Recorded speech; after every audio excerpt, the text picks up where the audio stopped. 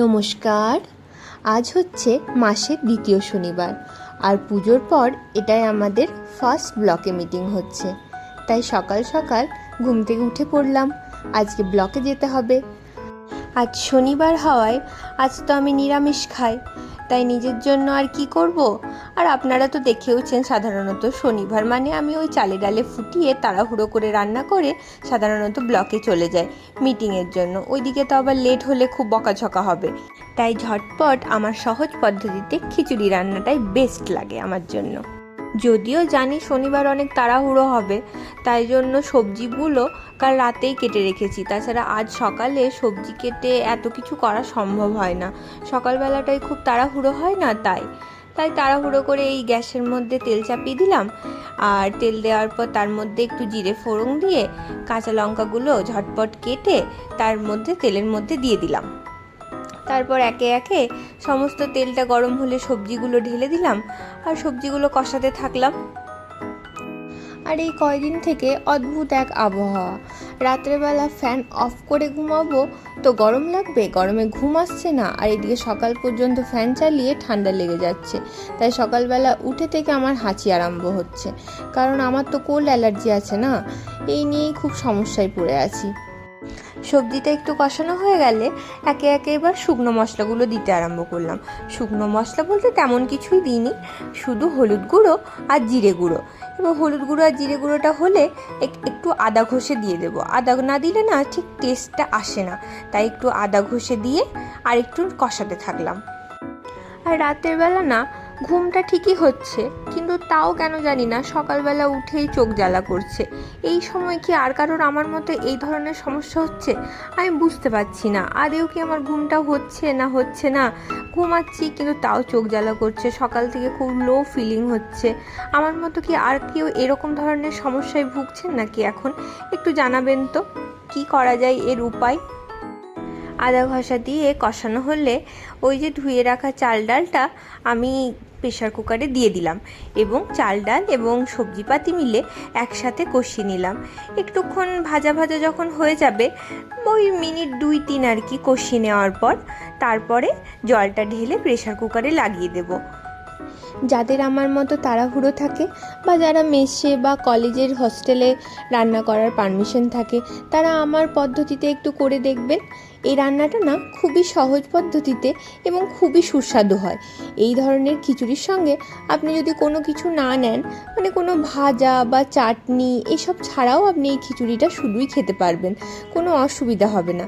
কারণ এটার মধ্যে না সমস্ত রকমের সবজি যেহেতু দেওয়াই থাকছে, তাই আলাদা করে আর সবজি না হলেও হয়। তাই দেখবেন একবার করে, খেতে এটা খুবই সুস্বাদু হবে। এবং যদি কেউ আমার পদ্ধতিতে করে থাকেন তাহলে আমাকে অবশ্যই কমেন্টে জানাবেন যে এইটা আপনাদের কেমন লাগে।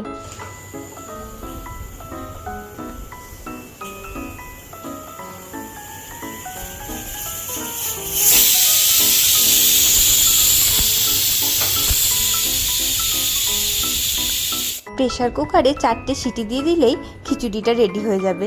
এই দেখুন আমার খিচুড়ি একদম রেডি। এবার খেয়ে নেওয়ার পালা। তার মধ্যে আমি স্নান টান করে চলে এসেছি এবং স্নান টান করে এসে আমি খিচুড়িটা নিয়ে নিচ্ছি।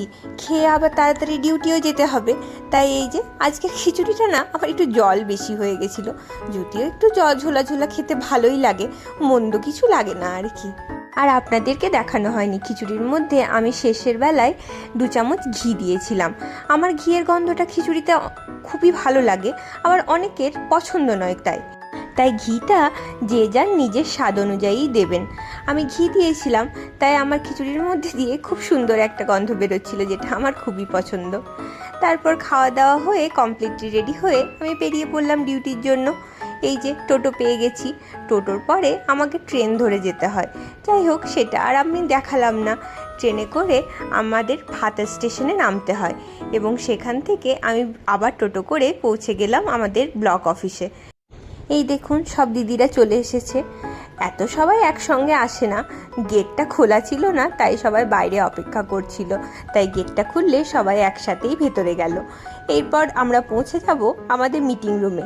যদিও এখন আমাদের মিটিং রুম রেডি নেই, এটা আমাদের নিউ বিল্ডিং, তাই সেখানের মধ্যে বেঞ্চের মধ্যেই আপাতত বসতে হচ্ছে। এই 4-5 ঘন্টা যে বেঞ্চের মধ্যে বসা কি কঠিন তা আপনাদের কি বলবো। তারপর মিটিং শুরু হলে সে তো এক 4-5 ঘন্টার গল্প। মিটিংয়ের মাঝখানে আবার টি ব্রেকও থাকে, একটা বিস্কিট এবং চা। যদিও টি ব্রেকটা আমাদের কাছে ব্রেক কিছুই নয়, একদিক থেকে মিটিংয়ের কথা বলেই যায় আর আমরা এদিকে চা খাই। একটু তো মিটিংয়ের সময়টা রিল্যাক্স টাইম আমাদেরকে দিতে পারে, তাও নয়, চা খাওয়ারও সময় দেবে না। একদিকে চা খাও আর একদিকে ওদের মিটিং শোনো। এই যে সম্পৃক্তা, এ আমার আজকে টিফিন নিচ্ছিল, টিফিন আর কিছুতেই দেয় না।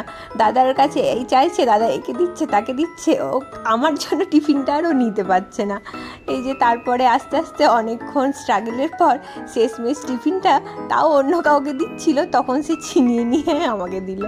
যাই হোক, এ এক ভালো ব্যাপার। আজ আমাদের বিজয়ার উপলক্ষে একটু ভালোই দিয়েছে টিফিন বলা যায় তুলনামূলক, তাছাড়া এই টিফিনও দেয় না। তারপর মিটিং শেষ হলে আমরা বেরিয়ে পড়লাম মিটিং রুম থেকে আর চলে গেলাম আমাদের ভাতার স্টেশনে ট্রেন ধরার জন্য। বাড়ি ফিরতে হবে, এবার তো বাড়ি ফেরার পালা। এরমভাবেই আজকের দিনটি আমার শেষ হলো। ভিডিওটি ভালো লাগলে লাইক, কমেন্ট, শেয়ার এবং সাবস্ক্রাইব করে দেবেন। বাই।